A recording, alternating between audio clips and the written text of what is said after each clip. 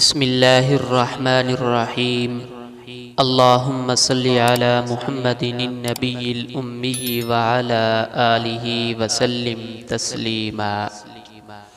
بدشگونی کی وجہ سے کسی کام سے رک جانا۔ رسول اللہ صلی اللہ علیہ وسلم نے ارشاد فرمایا، جو شخص کسی چیز سے بدفعلی پکڑ کر اپنے کسی کام سے پیچھے ہٹ گیا تو اس نے شرک کیا۔ صحابہ اکرام رضی اللہ تعالی عنہم اجمعین نے پوچھا، یا رسول اللہ صلی اللہ علیہ وسلم، اس کا کفارہ کیا ہوگا؟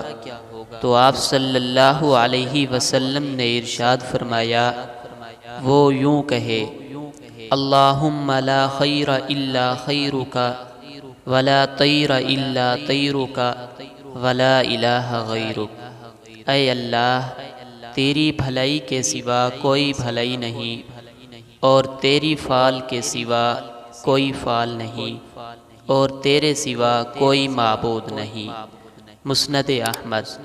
اللہ پاک ہم سب کو شرک و بدعات سے محفوظ فرمائے۔